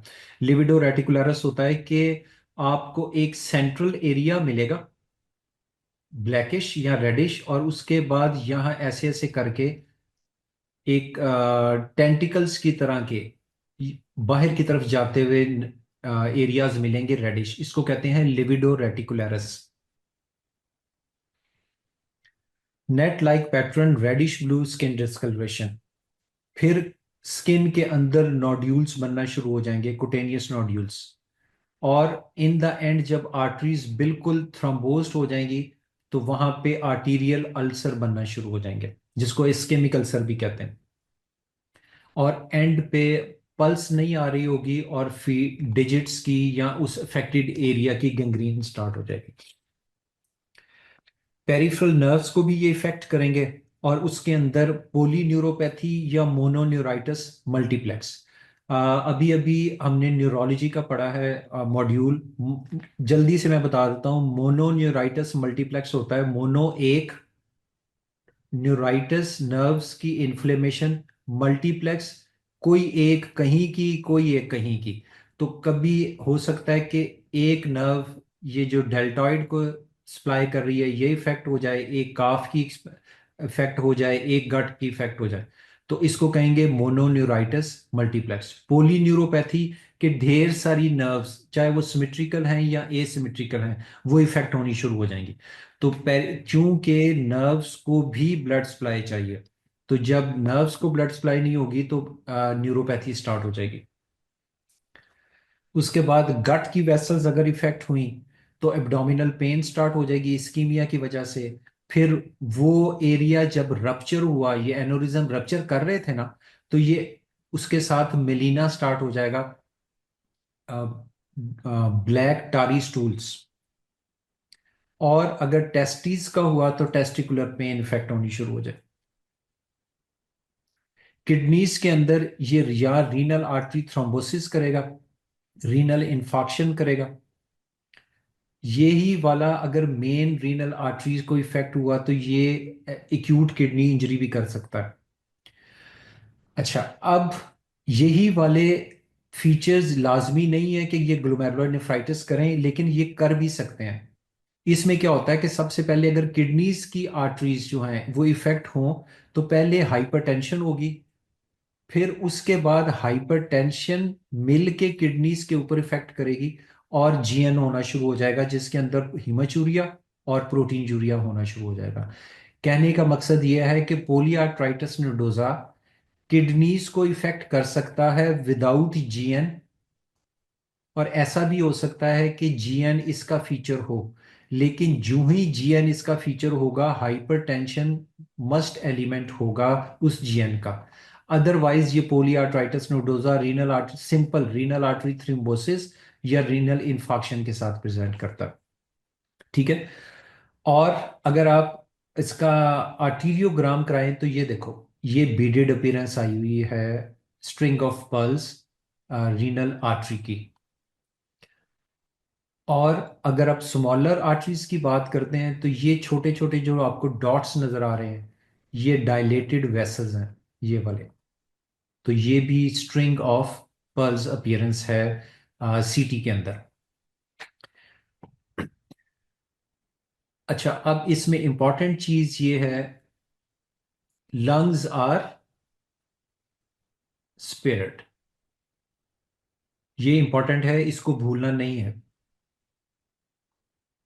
और इसका एक और हालमार्क फीचर है कि weight loss of more than और इक्वल टू 4 kgs। इसकी एसोसिएशंस के अंदर हेपेटाइटिस बी, सी और रूमेटॉइड आर्थराइटिस हैं। और ट्रीटमेंट के अंदर हम स्टेरॉइड्स यूज करते हैं और साइक्लोफॉस्फामाइड यूज करते हैं। ठीक है। अब पोलीआर्ट्राइटिस नोडोजा के अंदर किसी को कोई बात अगर समझ नहीं आई तो मुझसे अभी पूछ ले। जी डॉक्टर लाइक, समझ आ गई?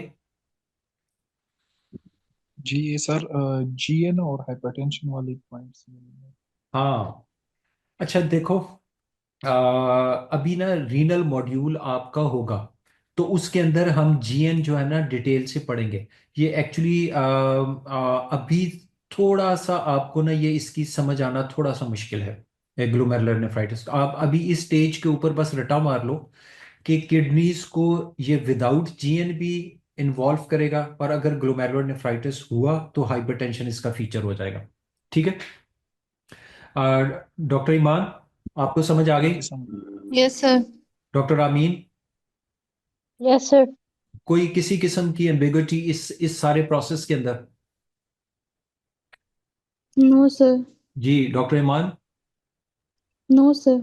ठीक है। एक सबसे ऊपर है डॉक्टर ADAR अदारा, ये कौन है? जी सर, अस्सलाम वालेकुम। हाँ वालेकुम सलाम। आपका पूरा नाम क्या है? सर अदारा मकबूल। अच्छा, अदारा मकबूल। ठीक है डॉक्टर अदारा, आपको समझ आ गई? इसमें कोई मसला तो नहीं है?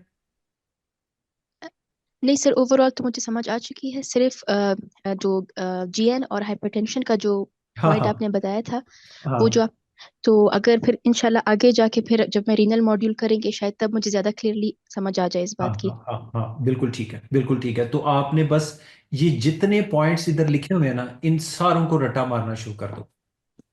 जी सर, ठीक है जी। ठीक है। अच्छा, अब आता है कावासाकी डिजीज। कावासाकी डिजीज आमतौर के ऊपर छोटे बच्चों में होगी जो कि 4 साल से कम के होंगे। इसके अंदर सारा कुछ यही है जो कि हमने पोलियाट्राइटिस नोडोजा वाला पढ़ा हुआ। इसमें फर्क ये है कि ये जेनेटिक प्रीडिस्पोजिशन है, और ये आमतौर के ऊपर इन्फेक्शन से ट्रिगर होती है। इसके अंदर स्ट्रेप्टोकोकाई, स्टेफलोकोकाई और वायरल इन्फेक्शंस, ये तीनों जब भी छोटे बच्चों को इन्फेक्शन होगी, अगर उनकी जेनेटिक प्रीडिस्पोजिशन हुई, तो वही पोलियाट्राइटिस नोडोजा वाली पिक्चर आना शुरू हो जाएगी।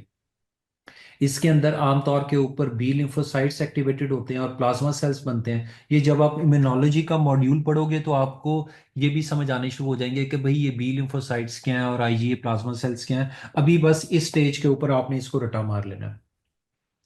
अच्छा, अब जब भी बच्चों को इन्फेक्शन हुई और कावासाकी डिजीज होगी, तो फर्स्ट 1 से 2 वीक्स के अंदर जो फेज होती है, इसको हम कहते हैं एक्यूट फेज। इसके अंदर सबसे पहले बच्चों को हाई ग्रेड फीवर होगा जो मोर देन 5 डेज का होना चाहिए, कम से कम।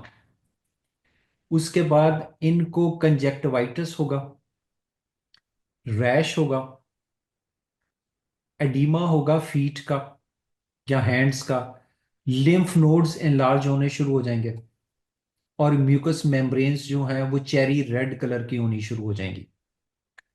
ठीक है, क्योंकि इन सारी एरियाज की ब्लड वेसल्स जो हैं, इन सारों के अंदर इन्फ्लेमेशन हो चुकी हुई है। तो ये इसका फीचर्स हैं। ठीक है, इसका निमोनिक है क्रीम, CREAM। तो कावासाकी इज ए क्रीम। तो क्रीम से आपने याद रखना है कंजक्टिवाइटिस, रैश, एडिमा, डीनोपैथी और म्यूकस मेम्ब्रेन्स। तो टंग क्लासिकली स्ट्रॉबेरी टंग की तरह की होनी शुरू हो जाती है, स्वोलन रेड टंग और ड्राई क्रैक्ड लिप्स। इस एक्यूट फेज के अंदर कोई इन इन सारों में से वन और मोर होने चाहिए, यानी फीवर तो हो ही हो, उसके साथ ये क्रीम में से कोई एक और होना चाहिए, तो फिर कावासाकी डिजीज का डायग्नोसिस होता। उसके बाद 2 हफ्ते के बाद सब एक्यूट फेज आती है जिसके अंदर ये सिम्टम्स सेटल होना शुरू हो जाते हैं और फिर फीट की डिसिक्वेमेशन स्टार्ट हो जाती है। यानी ये आप स्केल्स देख रहे हो, ये स्केल्स उतर रहे हैं। हाँ भाई, ये नजर आ रहे हैं? Yes, sir. Yes, sir. चलो गुड। और इस स्टेज के अंदर सबसे बिगेस्ट थ्रेट है हार्ट का, जिसके अंदर हार्ट फेलियर हो सकता है, कॉर्नरी आर्टरी के एनुरिज्म्स हो सकते हैं, मायोकार्डियल इंफाक्शन हो सकता है, रिदमियाज हो सकते हैं और पेरिफेरल आर्टीरियल अक्लूजन हो सकती है इसके अंदर। और 4 हफ्ते के बाद हीलिंग फेज स्टार्ट हो जाती है, लेकिन इसके अंदर खासियत यह है कि जो एनोरिज्म्स हैं ये वाले, ये परसिस्ट करेंगे और इसका कोई स्पेसिफिक टेस्ट नहीं है, इस सारों का डायग्नोसिस क्लिनिकल होता है। और इसकी ट्रीटमेंट के अंदर एस्प्रिन्स हैं और IV इम्यूनोग्लोबुलिन्स हैं। हाँ भाई, डॉक्टर दारा, ये क्लियर हुआ? क्योंकि ये अब इसमें समझने वाली बात पहले थी, ये अब रटा मारने वाली बात है कि बच्चों के अंदर होगा तो कावासाकी होगा, बड़ों के अंदर हो रहा है तो पोलियाट्राइटिस नोडोजा। इन सारों के फीचर्स को आपने एज सच रट लेना है, क्योंकि ये इसके डायग्नोस्टिक क्राइटेरिया सारों के फर्क फर्क है। जी सर। ये भाई क्लियर हो गया?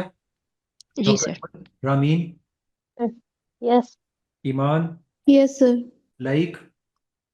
Yes, sir. चलो गुड गुड। सर अब एक बात थी, ये जी, कवासाकी के अंदर हम लोग स्टेरॉइड्स नहीं देते, कॉन्ट्राइंडिकेटेड है, तो उसी कोई रीजन है स्पेसिफिक? हम इसके अंदर नहीं दे हाँ सकते? हाँ हाँ हाँ हाँ हाँ हाँ हाँ, सही पूछो ना तो मुझे नहीं पता कि इसके अंदर स्टीरॉयड क्यों नहीं देते। No idea, no idea.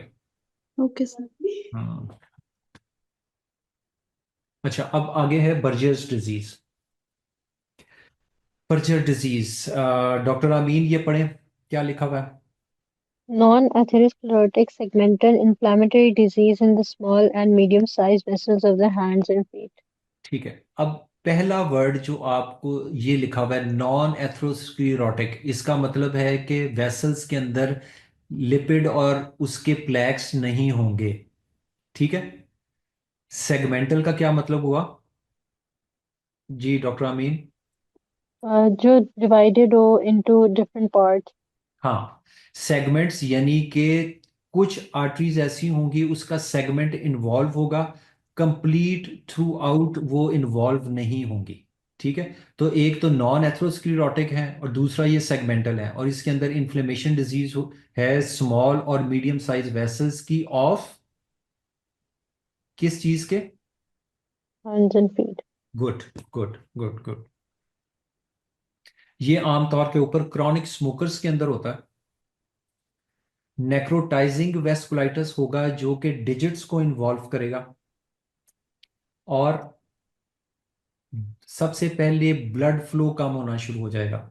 जब ब्लड फ्लो कम होगा तो स्किन की डिस्कलरेशन होनी शुरू हो जाएगी।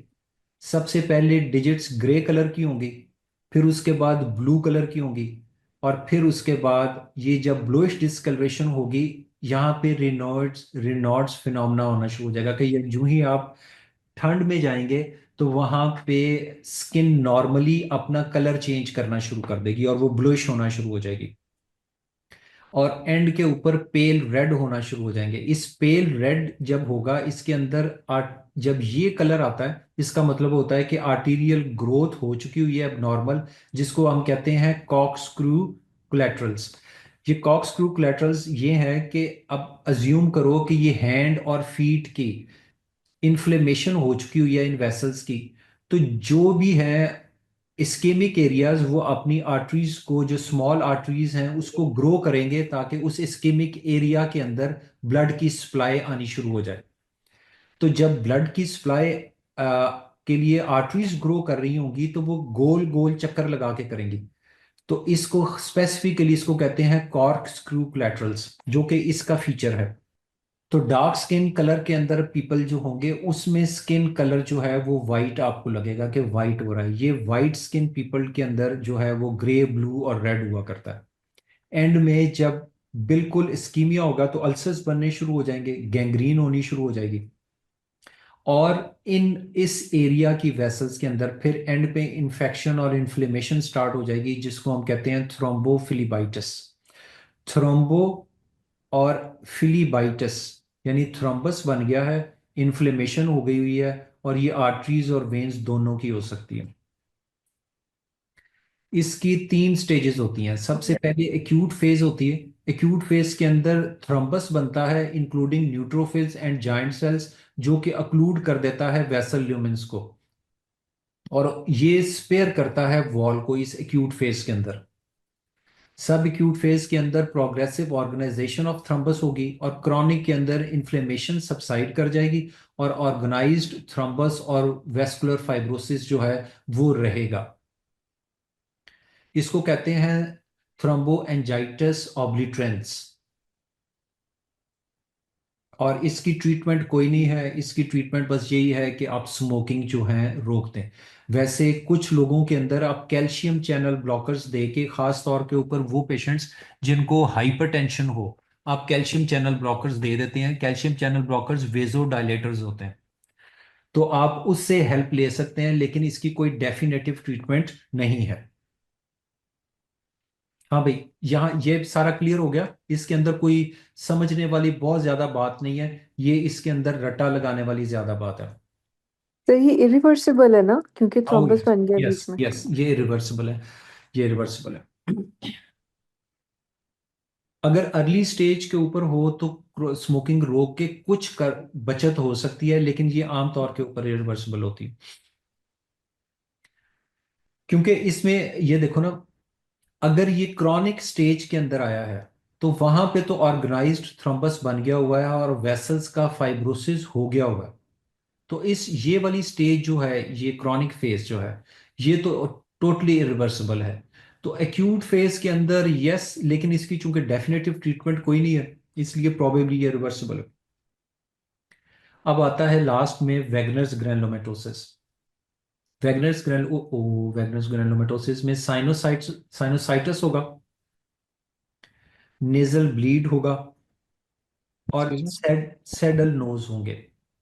ये वाली सैडल नोज, ये देख रहे हो आप, ये वाली सैडल। ये सर, ये सैडल नोज क्यों होगा? जी डॉक्टर अमन। सर ये वो ग्रैनुलो ग्रैनुलोमेटस चेंजेस की वजह से वो अंदर वाली जो है ना वो खत्म हो जाएगी ना, स्कारिंग हो जाएगी। हाँ नेजल हाँ ब्रिज जो है। हाँ, गुड। यानी कि यूं समझ लो कि ये नाक को जो ब्लड वेसल्स प्रोवाइड कर रही थी, उन वेसल्स की वॉल के अंदर इन्फ्लेमेशन हुई, तो जो यस एरिया ये जो कार्टिलेज है उसको सप्लाई करता था, कार्टिलेज डिस्ट्रक्शन होनी शुरू हो जाएगी, क्योंकि यस इस सर। एरिया की वेसल्स जो हैं वो पूरी तरह सप्लाई नहीं कर रही। तो वो यस जो सर। कार्टिलेज की डिस्ट्रक्शन होगी तो उससे सैडल नोज होनी शुरू हो जाएगी, यस सर। और उसके अंदर ये माउथ अल्सर्स बनने शुरू हो जाएंगे वेगनस ग्रैनुलोमेटोसिस के अंदर।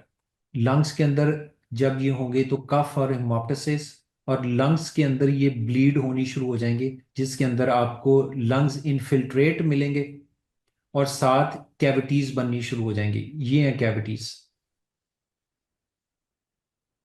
ये जो वाइट वाइट आप देख रहे हो, ये सारे के सारे इनफिल्ट्रेट्स हैं, ये वाले। नॉर्मली इस तरह का जेट ब्लैक होना चाहिए लंग, और उसके अंदर बस थोड़ी थोड़ी इस तरह की वाइट वाइट रंग की ये जो ब्रोंकाई है और वेसल्स हैं उसकी लकीरें नजर आनी चाहिए। लेकिन यहाँ पे आप देख रहे हो कि सारे के सारे लंग्स वाइट हुए हुए हैं, खास तौर के ऊपर लेफ्ट लंग, और उसके अंदर ये कैविटीज बनी हुई हैं। और ये सीटी है चेस्ट का, जिसके अंदर वही वाले ये सारे लंग इनफिल्ट्रेट्स और कैविटीज हैं। किडनीज के अंदर यही वाला हीमाचूरिया, ऑलिगूरिया, एडिमा करना शुरू हो जाएगा।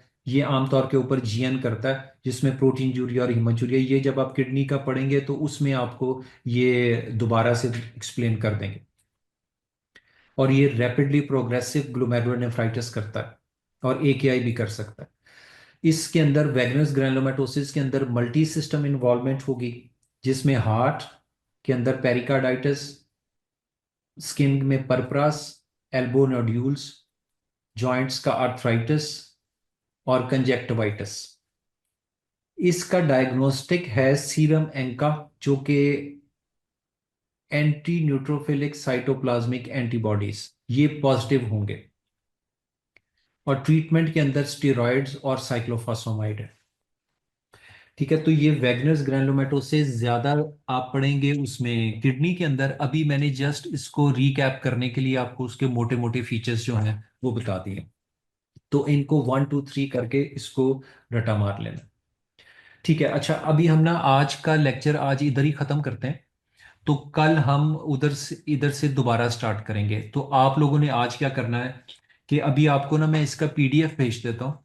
आपने आप लोगों के पास ये जो जिन लोगों ने न्यू ज्वाइन किया, आपको बुक्स का पता है कि आपने कौन कौन सी बुक्स पढ़नी है इसके लिए, डॉक्टर दारा? सर अभी तक मैंने अभी तक मैम से पूरी बात कंफर्म नहीं की कि कौन कौन सी बुक्स वो हमें प्रोवाइड करेंगी। अच्छा ठीक है, आप लोगों को ना अभी मैं उनसे कह देता हूँ, आप लोगों को एक बुक्स की लिस्ट भेज देते हैं। ठीक है, वो आप इनसे कांटेक्ट कर लो, ये आपको कार्डिफ मेड वाले यहाँ प्रोवाइड कर देंगे। और अगर आपको सॉफ्ट कॉपीज चाहिए हो तो वो भी मुझे कह देना, वो फिर मैं आपको सॉफ्ट कॉपीज भी भेज दूंगा। इसके अंदर जी अभी कार्डियोलॉजी के मॉड्यूल के लिए जो मस्ट बुक्स आपके पास होनी चाहिए, वो बीआरएस फिजियो है, जी गोलजान पैथोलॉजी की होनी चाहिए, पैथोमा होनी जी सर चाहिए पैथोलॉजी की, ठीक है और हाई यील्ड एनाटॉमी और first okay aid. First aid okay sir ठीक है, तो ये वाली बुक्स आपके पास होंगी। तो आज जाके अभी आप लोगों ने अपना बीआरएस फिजियो, उसको कार्डियो वाला मॉड्यूल पढ़ना है, तो शुरू के बस पहले 2 पेजेस ही होंगे ये। ठीक उसके बाद आपने गोलजान और पेथोमा वो खोल के, तो उसमें ये वाला जो सेक्शन है वेस्कुलाइटिस वाला, उसके अंदर से ये वाले पढ़ लेना, आर्थराइटिस। ठीक है, और उनको जी सर हाईलाइट कर लेना। और अगर कोई एक्स्ट्रा चीज उसमें लिखी हुई तो इन नोट्स के ऊपर ऐड कर लेना। जी सर ठीक, तो इंशाल्लाह कल हम थोड़ा सा जल्दी स्टार्ट कर देंगे, 7:30 से 9 बजे तक, 9 साढ़े 9 बजे तक, तो आगे उसको फिर कंटिन्यू करेंगे। ठीक है, तो इंशाल्लाह। अभी तक कोई क्वेश्चन जो आप पूछना चाहते हो तो मुझसे पूछ लो। जी doctor like, any question? Sir बस ये बुक्स के बारे में पूछना था, तो आपने बता दिया। हाँ ठीक है। Iman, is it okay? Everything fine? Yes, sir. All good. Good. Doctor Amin? Yes sir.